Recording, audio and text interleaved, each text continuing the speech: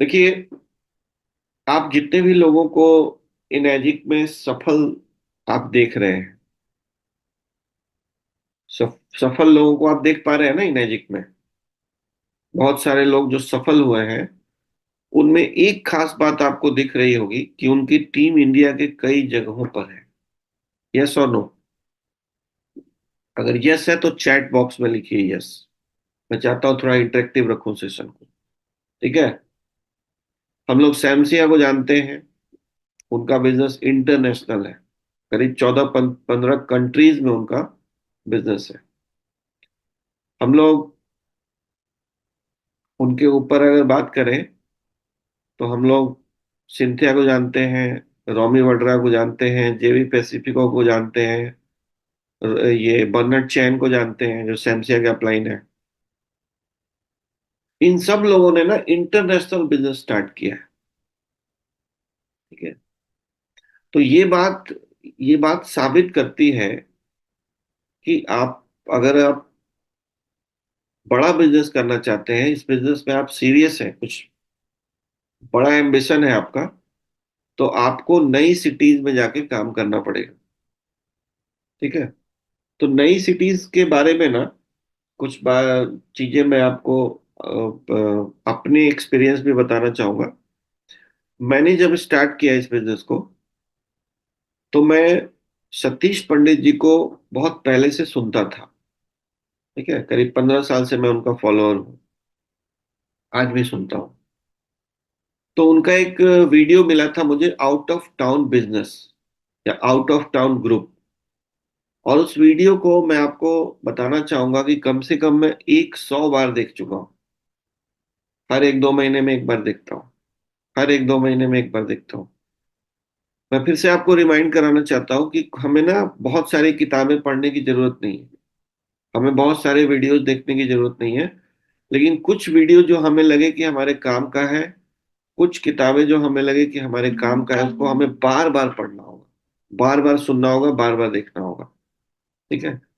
तो मैंने उनका आउट ऑफ टाउन ग्रुप जो है ना, 100 से ज्यादा बार देख चुका हूँ, और आज भी देखता हूँ तो कुछ नई बात निकल के आती है।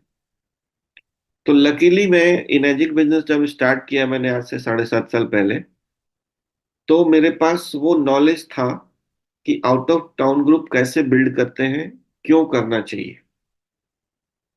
मैंने उसको आजमाया भी, और शुरुआत से ही मैंने, जैसे ही मैं फोरे बना, ठीक है, तो मेरी टीम जैसे जैसे बाहर जाने लगी, तो मैं उसके सपोर्ट में बाहर जा जाके काम करने लगा।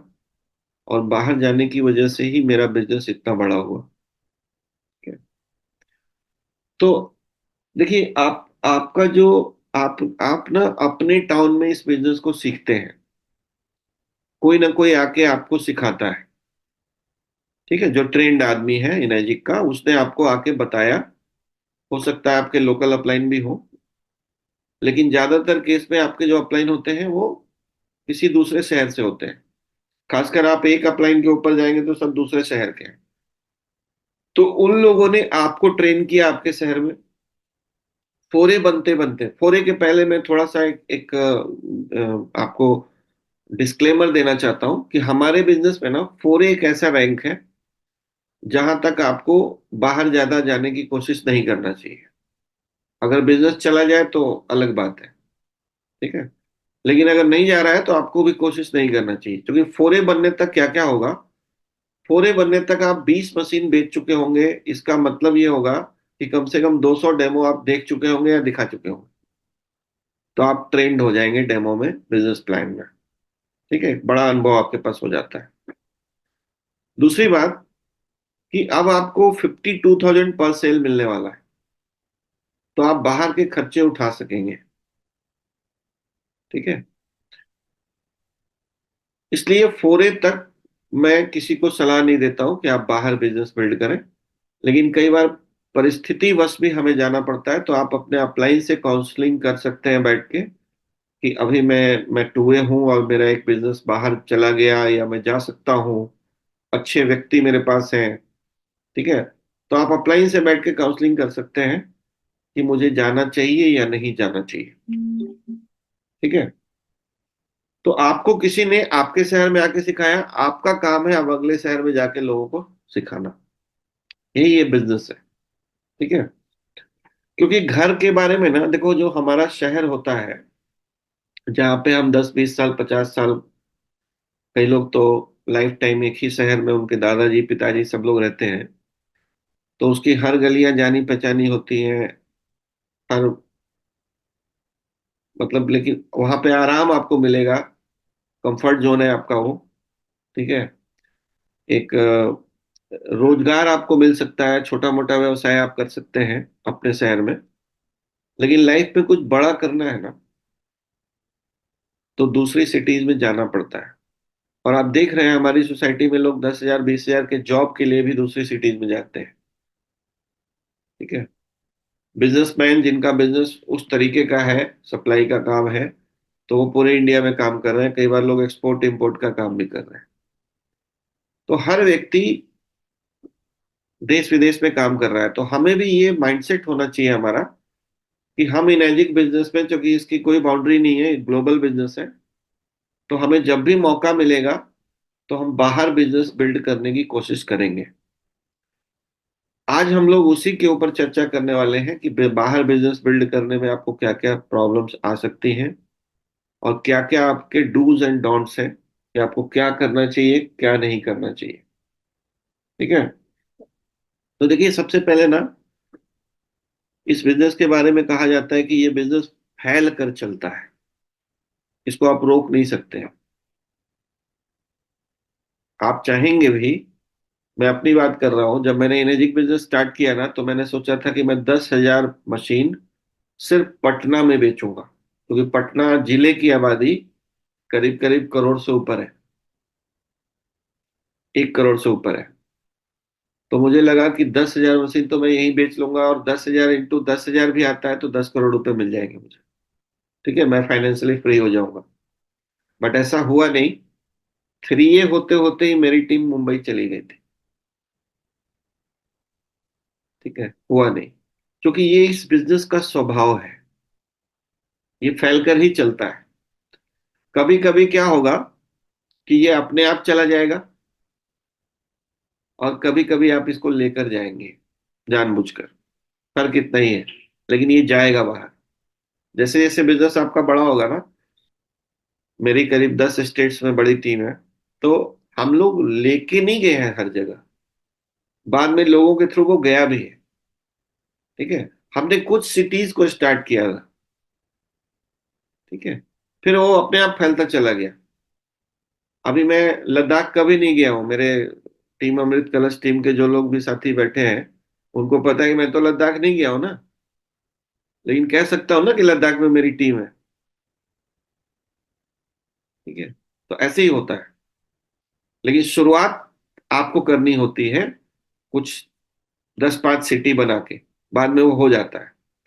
तो मैंने कई लोगों को ये देखा इस बिजनेस में कि वो छोटी मोटी अपनी कमियों की वजह से, कि बाहर नहीं जा पाए वो, उनका बिजनेस बन रहा था, लेकिन उन्होंने उस बिजनेस को खो दिया या मार दिया उस बिजनेस को।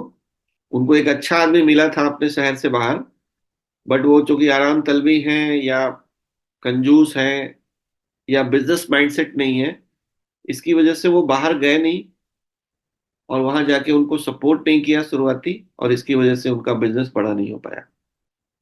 ये मैंने प्रैक्टिकली देखा है। ठीक है।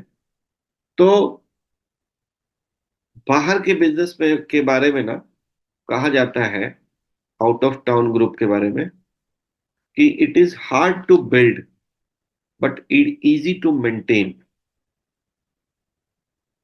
बाहर का जो बिजनेस है ना, दूसरे शहर में जो बिजनेस आपका बड़ा होता है, उसको बनाना थोड़ा मुश्किल है शुरुआत में,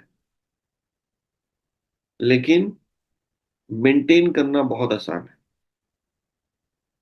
आपके ग्रुप में जल्दी लीडर्स क्रिएट होते हैं, क्योंकि जब आप दूसरे शहर में जाके किसी को बता रहे हो, तो आपके बिना कहे भी उनको ये मैसेज जा रहा है कि भैया ये तो अब जा रहे हैं, तो फिर हो सकता है 15 दिन बाद आए या महीने बाद आए। तो जल्दी से लोग इंडिपेंडेंट बनते हैं।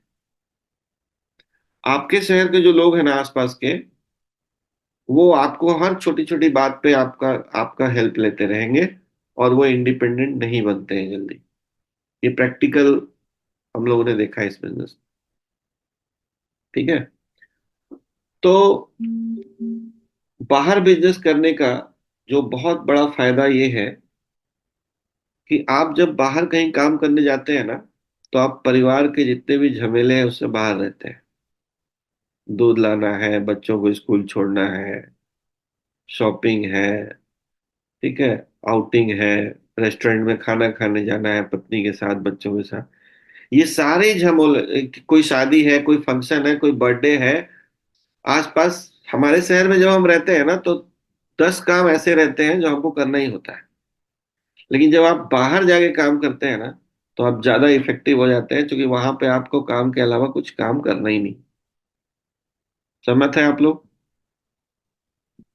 बाहर में आप ज्यादा इफेक्टिव हो जाते हैं। लोकल में ना बहुत सारे झमेले हैं हमारी लाइफ में। इसलिए बाहर में जाके 5 दिन किया हुआ काम ना, आपके शहर में रह के 25 दिन किए हुए काम से ज्यादा इफेक्टिव हो जाता है। दूसरी बात, कि जब आप दूसरे शहर में जाके काम करते हैं ना, तो ऑटोमेटिकली आपकी कदर ज्यादा होती है वहां पे। क्योंकि वहां का जो लोकल आदमी है, वो किसी को अगर बोल रहा है कि हमारे सीनियर आए हुए हैं चंडीगढ़ से, हमारे सीनियर आए हुए हैं रांची से, हमारे सीनियर आए हुए हैं पटना से, कोलकाता से, या जमशेदपुर से, 100 200 500 किलोमीटर दूरी से आए हुए हैं, तो आपके जो लोग होते हैं ना, वो भी सोचते हैं कि चलो को मिल लेते हैं, बाहर से कोई आदमी आया है। और बाहर के लोगों की ना, लोग रेस्पेक्ट के साथ और कदर के साथ बात भी सुनते हैं, लोकल आदमी की नहीं सुनते। ठीक है, जो आपका रिश्तेदार है, जानकार है ना, वो आपको कुछ बड़ी अच्छी बात भी बताएगा तो आप उसको इग्नोर कर देते हैं, या कद्र नहीं करते हैं। लेकिन जैसे ही आप बाहर गए और बाहर काम कर रहे हैं, तो लोग आपकी कद्र करते हैं। ठीक है। तो अब इसमें कुछ डूज एंड डोंट्स हैं, उसके बारे में बात करेंगे हम लोग। क्या फायदे हैं वो तो मैंने आपको बता दिया।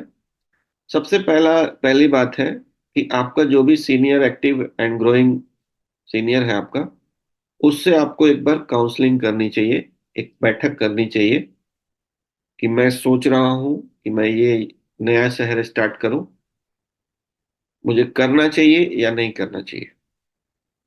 ठीक है। ये बात आपको उनके साथ बैठ के एक परामर्श मीटिंग होना चाहिए। वो आप वो आपसे ज्यादा अनुभवी हैं, वो आपको बता पाएंगे कि क्या क्या चैलेंजेस आएंगे, क्या क्या प्रॉब्लम्स आती हैं, और अभी आपका जो स्टेज है, उस स्टेज पे आपको करना चाहिए कि नहीं करना चाहिए। ठीक है। तो काउंसलिंग मीटिंग बहुत इंपॉर्टेंट है। दूसरी बात है कि आपको अपना अफोर्डेबिलिटी भी चेक करना है, क्योंकि बाहर के शहर में जब हम लोग जाके काम करते हैं ना, तो हमारे खर्चे नॉर्मली बढ़ जाते हैं। खर्चा हमारा बढ़ जाता है। यस और नो? ज्यादातर तो आप होटल में रुकेंगे, ट्रेवलिंग का कॉस्ट है, बाहर खाना है, ठीक है, बहुत सारे कॉस्ट बढ़ जाते हैं। तो वो मैनेज आप कर पाएंगे कि नहीं कर पाएंगे? अगर आपको लगता है कि अभी आप मैनेज नहीं कर पाएंगे, आपके पास कोई सेकंड सोर्स ऑफ इनकम नहीं है। देखो, कई बार ना, जैसे हमारी टीम में ऐसे भी लोग हैं जिनका करेंट इनकम 5 लाख, 2 लाख, 3 लाख, 10 लाख या 1 लाख है उनका। ठीक है। तो वो इस बिजनेस को बिल्ड कर रहे हैं, तो वो पहले दिन से भी अफोर्ड कर सकते हैं कि मैं बाहर जाके काम करूंगा हफ्ते में 2 दिन। लेकिन कई लोग हमारी टीम में ऐसे भी हैं जिनकी अभी आर्थिक स्थिति अच्छी नहीं है, तो उनको थोड़ा सा चेक कर लेना है कि मैं अफोर्ड कर पाऊंगा कि नहीं कर पाऊंगा बाहर के खर्चे। अगर आपको लगता है नहीं कर पाऊंगा, तो अभी आप अपने लोकल मार्केट में ही काम कीजिए, बैंक बैलेंस बनाइए, और उसके बाद फिर इन्वेस्टमेंट करिए बाहर जाके। ठीक है, ये ध्यान में रखने वाली बात है। बाहर के बारे में ना, एक बात कही जाती है कि अगर आपको कहीं बाहर बिजनेस स्टार्ट करना है, तो एक बड़े इवेंट के साथ स्टार्ट करना चाहिए। ठीक है। आप बड़ा इवेंट हम पहले दिन जाके तो कर नहीं सकते हैं। मान लो आपको धनबाद स्टार्ट करना है और आप रहते हो बेगूसराय में। ठीक है। आपको पता लगा कि अपलाइन की टीम के द्वारा या क्रॉस लाइन की टीम के द्वारा कोई धनबाद में एक बड़ा इवेंट हो रहा है, तो आप अपने लोगों को उस इवेंट में लेके सीधा बैठ जाएंगे ना, तो उनको एक बड़ा पिक्चर दिखेगा, बड़ी उपलब्धियां दिखेंगी, उनको एक सोशल प्रूफ भी मिलेगा कि बहुत सारे लोग इस बिजनेस को कर रहे हैं, अलग अलग बैकग्राउंड के लोग इस बिजनेस को कर रहे हैं। ठीक है, तो वो सोशल प्रूफ मिलेगा उनको, जो आप पर्सनली वन टू वन में नहीं दिखा सकते हैं। तो वो आपके साथ सीरियसली आपके साथ आएंगे बड़ा बिजनेस करने। ठीक है, क्योंकि देखिए, जब तक, एक बड़ी अच्छी कहावत है कि आप कितने भी अच्छे प्लेयर हो, लेकिन फुटबॉल में अगर हवा नहीं है या कम है, तो आप उसको गोल पोस्ट तक लेके नहीं जा सकते। ठीक है, तो फुटबॉल में हवा भरने का काम हमारा इवेंट करता है। जब वो आदमी चार्ज हो जाएगा ना कि हाँ ये बड़ा बिजनेस है और बड़ा मुझे बड़े तरीके से करना है, तब आपके एफर्ट्स कम हो जाएंगे, वरना आपको बहुत एफर्ट लगाना पड़ेगा और तब भी वो गोल पोस्ट तक नहीं जाएगा। इसलिए बड़े इवेंट का बहुत बड़ा महत्व है। दूसरी बात कि जब आप कोई नया सिटी स्टार्ट कर रहे हैं, तो आपको ये भी ध्यान रखना है कि अगले 6 महीने तक मैं लगातार जाऊंगा, चाहे रिजल्ट अच्छा है या बुरा है, ये आपको सोच के चलना पड़ेगा।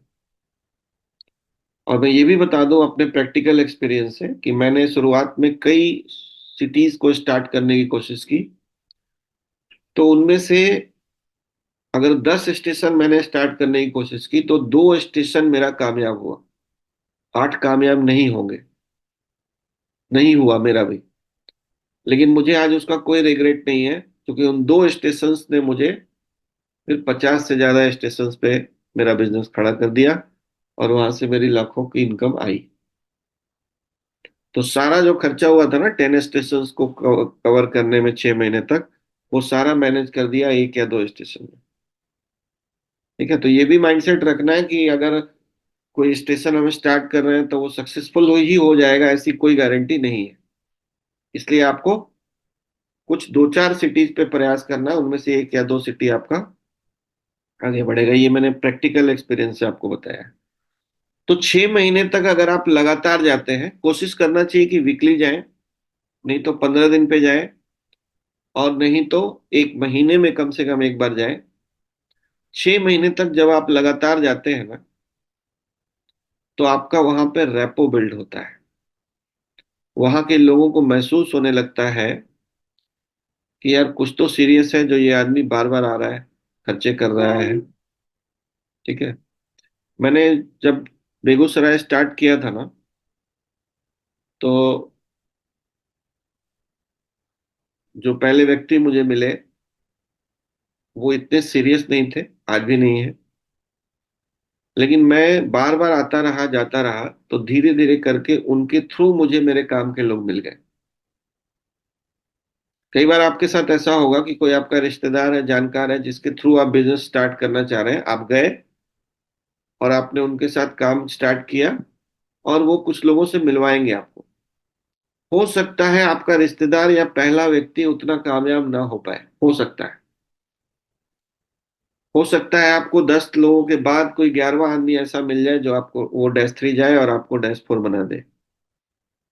ठीक है, तो हमें ये भी ध्यान रखना है कि नीचे के नीचे, नीचे के नीचे जाके काम करना पड़ता है। इसके लिए आपको बार बार आना जाना पड़ेगा। और आप लकी हैं तो आपका पहला व्यक्ति सुपरमैन निकल सकता है, ये भी होता है। ठीक है, तो बार बार आने जाने का एक रखना है, उससे आपका रेपो बिल्ड होगा, लोग आप पे ट्रस्ट करना स्टार्ट करेंगे, और धीरे धीरे आपका बिजनेस बड़ा हो जाएगा। ठीक है, अगली बात यह है बहुत इंपॉर्टेंट कि अगर देखो, अगर तो टीम अपने आप जा रही है, तो आप उनकी हेल्प के लिए आपको जाना ही चाहिए। लेकिन अगर आप लेके जाना चाहते हैं कि नहीं ठीक है, मैं रांची में रहता हूँ, मैं धनबाद स्टार्ट करूंगा, जमशेदपुर स्टार्ट करूंगा, तो ये केस थोड़ा अलग है। तो अगर मुझे लेके जाना है बिजनेस को बाहर, तो मेरे हाथ में एक ऑप्शन है कि जब तक मुझे कोई स्ट्रांग आदमी नहीं मिलेगा तब तक मैं नया बिजनेस, नया शहर स्टार्ट नहीं करूंगा। ये बहुत ध्यान देने वाली बात है। कई बार लोग गलती क्या करते हैं ना, किसी यूजर को मशीन दे देते हैं और उनके थ्रू कोशिश करते रहते हैं कि हम बिजनेस बिल्ड करेंगे। ज्यादातर चांसेस में आप असफल हो सकते हैं। इसलिए आपको ये ध्यान रखना है कि जब तक स्ट्रांग आदमी ना मिले तब तक हम काम स्टार्ट नहीं करेंगे। यहाँ पे भी वही कहानी आती है कि जिसमें हवा नहीं होगा जिस फुटबॉल में, उसका हम क्या कर सकते हैं। तो स्ट्रांग पर्सन हम कैसे चुने, स्ट्रांग कौन है? देखिए, स्ट्रांग पर्सन हमारे बिजनेस में वही है जिसके लाइफ में कुछ एम्बिशन है, एग्रेसिव हो, और कुछ लाइफ में बड़ा करना चाहता हो। बस वही स्ट्रांग पर्सन है।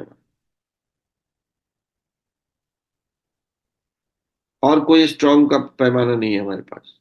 जिसकी कुछ ड्रीम्स एंड डिजायर्स हो, कुछ लाइफ में बड़ा करना चाहता हो जो आदमी, वही हमारा स्ट्रांग प्रोस्पेक्ट है।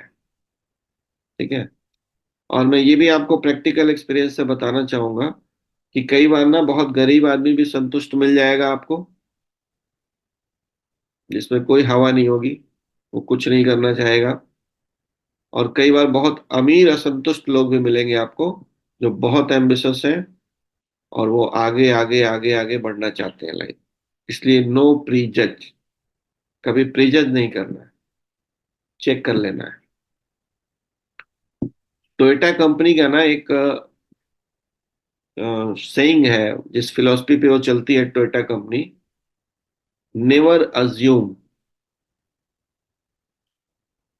ठीक है, अज्यूम मत कीजिए, चेक कर लीजिए।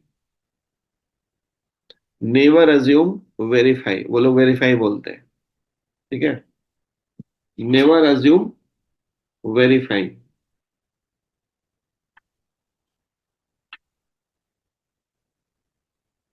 हम कैसे बता सकते हैं कि कौन आदमी एम्बिशियस है नहीं है? किसी भी लेवल पे। आज टाटा कंपनी अगर और भी प्रोजेक्ट्स ला रही है, रिलायंस और प्रोजेक्ट्स कर रही है, तो हमें टाटा और रिलायंस से तो हम मिलते नहीं है ना। उससे तो नीचे वाले ही बिजनेसमैन से मिलते हैं, या उससे नीचे वाले ही प्रोफाइल से मिलते हैं। देखा जाए, कोई बड़े वकील, बड़े सीए हमारे बिजनेस में काम कर रहे हैं, तो फिर हम कैसे प्रिजज कर सकते हैं कि कौन करेगा कौन नहीं करेगा? कोई भी एम्बिशियस हो सकता है, कोई भी एग्रेसिव हो सकता है, कोई भी लाइफ में कुछ बड़ा करने का सोच सकता है। इसलिए कभी अज्यूम नहीं करना, वेरीफाई कर लेना है। ठीक है। तो अगली जो पॉइंट है कि जब आप नए शहर में जाते हो ना, तो क्रॉस लाइन टीम से भी आपको मदद लेना चाहिए अगर जरूरत पड़े। ठीक है, इसलिए हमारे बिजनेस में क्रॉस लाइंस का भी अपना एक महत्व है। आज मेरी टीम करीब 10 स्टेट में है, लेकिन मैं कई स्टेट में इतने लोग मुझे इनेजिक करने वाले जानते हैं कि मैं अगर वहां जाऊं ना, तो मुझे बिजनेस स्टार्ट करना बहुत आसान है मेरे लिए, क्योंकि मुझे क्रॉस लाइन का बहुत सपोर्ट मिलेगा। ठीक है, ये रिलेशन आपको बिल्ड करना चाहिए क्रॉस लाइंस के साथ भी। जब भी जरूरत पड़े आपके क्रॉस लाइन को कोई मदद करनी की जरूरत पड़े, कि आप धनबाद में रहते हो या आप हल्द्वानी में रहते हो, मेरी एक टीम है, कुछ इंस्टॉलेशन का है, कुछ ई क्लीनिंग का है, कुछ डीप क्लीनिंग का है, तो आपको हेल्प करना चाहिए। कोई अगर कह रहा है आपसे कि आप मेरे क्लाइंट को 10 दिन पानी पिला दो, तो आपको पिलाना चाहिए। इससे आपका रिलेशन बनता है। आप भी जब आप दूसरे शहर में जाओगे ना, तो वो आपकी हेल्प करेंगे। तो ये भी एक बहुत इंपॉर्टेंट पॉइंट है। जब आप नए शहर में जाते हो ना, तो आपको टूल्स के थ्रू बातें करनी चाहिए, टूल्स के थ्रू काम करना चाहिए। प्रेजेंटेशन, फाइल, किताबें, जो भी टूल्स है हमारा, वीडियोस। ठीक है, ताकि क्योंकि आप जब आ जाओगे ना, तो वो टूल्स ही उनके पास रहने वाला है। और ये लोकल बिजनेस में भी मैं समझता हूँ उतना ही इंपॉर्टेंट है। आउट ऑफ टाउन में भी है, लोकल में भी है, तो आपके पास कुछ टूल्स होने चाहिए। प्रेजेंटेशन फाइल आपके पास एक बिजनेस का भी होना चाहिए, एक प्रोडक्ट का भी होना चाहिए। आपके पास कुछ सिलेक्टेड वीडियोस होने चाहिए टेस्टिमोनियल्स के, आपके अपलाइन के कुछ वीडियोस होने चाहिए, मीटिंग सेमिनार्स कैसा चल रहा है आपका उसके कुछ वीडियोस आपके पास होने चाहिए। तो टूल्स के थ्रू जब आप टीच करते हैं ना, तो बहुत अच्छा रहता है। दूसरी एक बहुत इंपॉर्टेंट बात, कई लोग ना एक आदमी को ज्वाइन करा के और फिर छोड़ देते हैं उस शहर को, फिर अगले शहर में चले जाते हैं, फिर तीसरे शहर में चले जाते हैं। ये बहुत रॉन्ग प्रैक्टिस है। इससे आपका कभी कोई ग्रुप नहीं बनेगा। जब भी कोई नया शहर स्टार्ट करने की कोशिश करे ना, तो आपको माइंडसेट रखना है कि मुझे एक ग्रुप बनाना है वहां पे। और वो ग्रुप तभी बनता है जब आप बार बार आते हैं, बार बार जाते हैं वहां पे, रेगुलर जाते हैं और नीचे के नीचे जाके काम करते हैं। ठीक है, नीचे के नीचे जाके जब आप टीम बिल्ड कर देंगे ना एक बार, तो वो ग्रुप बन जाएगा। और वो ग्रुप में से फिर कोई कोई कुछ लोग आपको बहुत हाइट पे लेके चले जाएंगे। ठीक है, तो start a group, not a person. दूसरी बात कि आप जब नए शहर में जाते हो ना, तो आपको अपने अपलाइन को हमेशा आइडेंटिफाई करते रहना चाहिए। कौन से अपलाइन को? जो आपका एक्टिव एंड ग्रोइंग अपलाइन है, जो आपकी सपोर्ट में खड़ा है। उसकी तारीफ अगर आप करते रहेंगे ना, तो वो आपको कभी कभी रिप्लेस कर पाएगा। ठीक है, जब आप दूसरे शहर में होंगे और आपका अपलाइन उस शहर में गया है, तो वो लोग उनसे मिलना चाहेंगे और आपका अपलाइन आपके लिए बहुत अच्छा रोल प्ले कर सकता है। इसलिए अपने आप एक्टिव एंड ग्रोइंग अपलाइन को नए शहर में आइडेंटिफाई करते रहना है।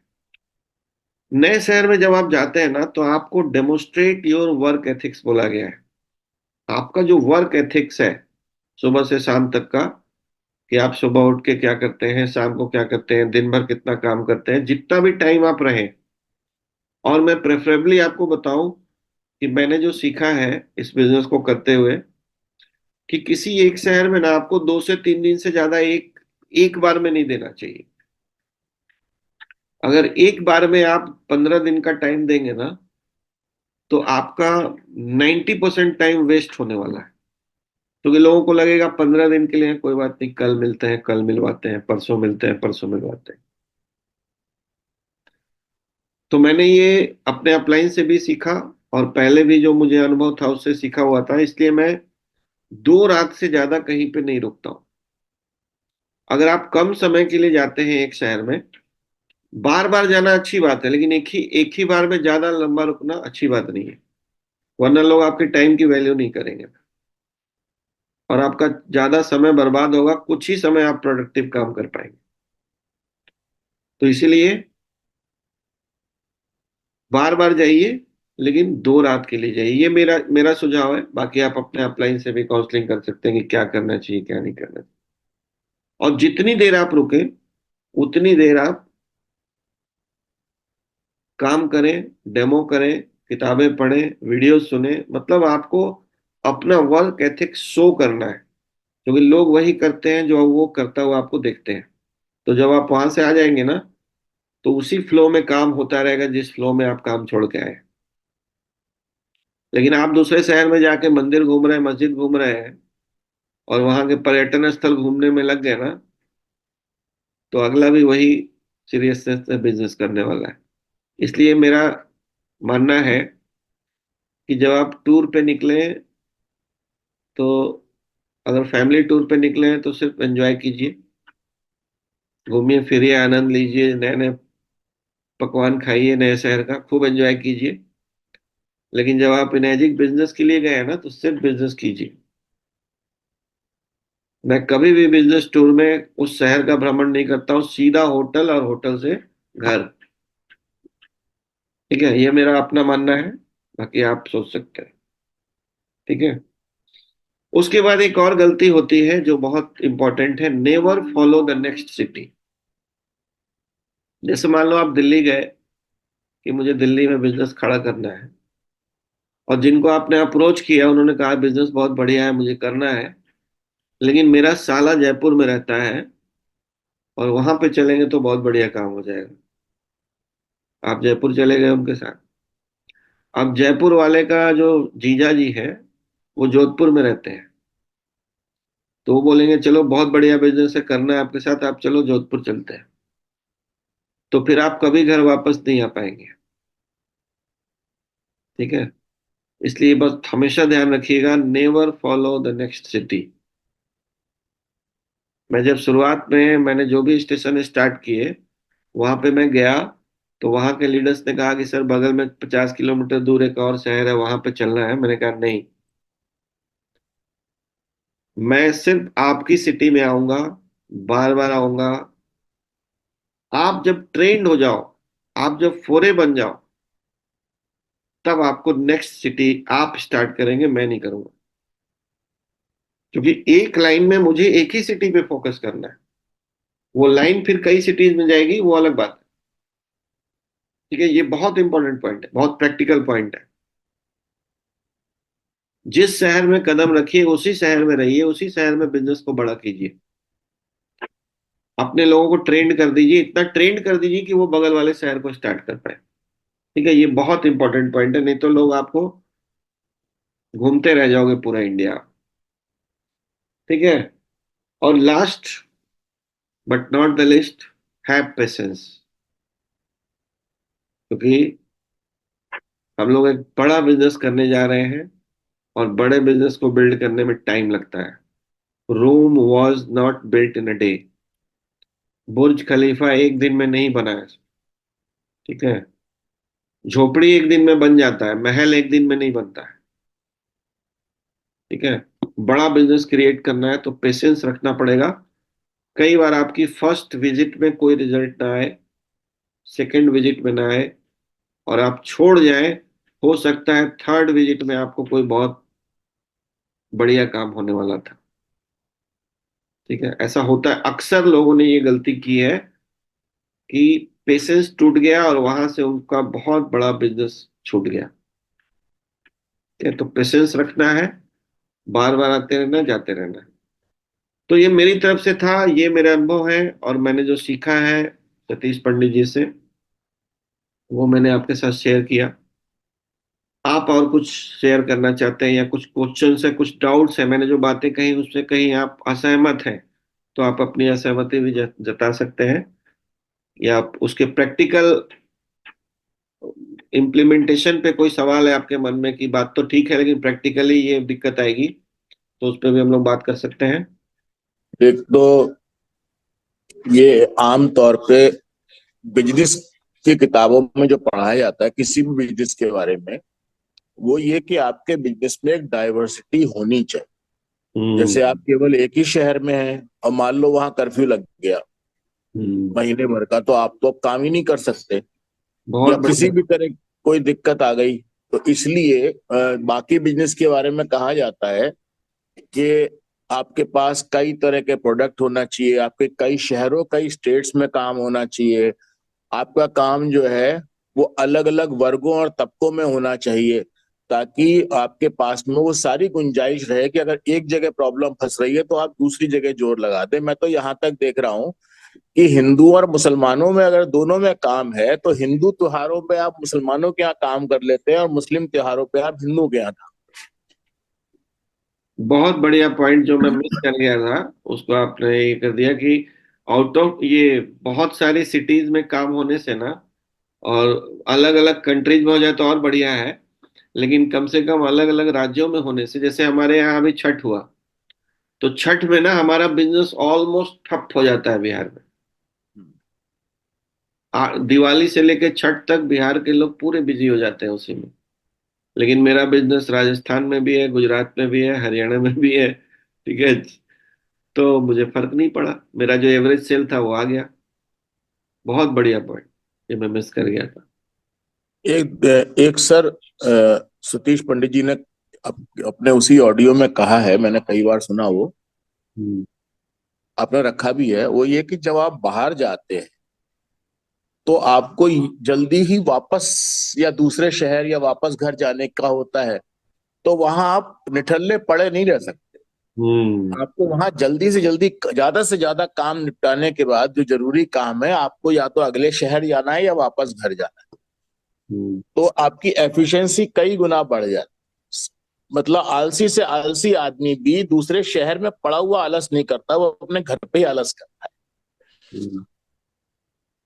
तो ये मतलब इसको थोड़ा और एलोबरेट किया जा सकता है कि किस किस तरह से आपकी एफिशिएंसी बढ़ जाती है, आपकी कौन कौन सी ऐसी है। दूसरी एक बात और भी है कि जब आप बाहर रहेंगे तो लोग आपकी पूरी दिनचर्या देखते हैं, हम्म।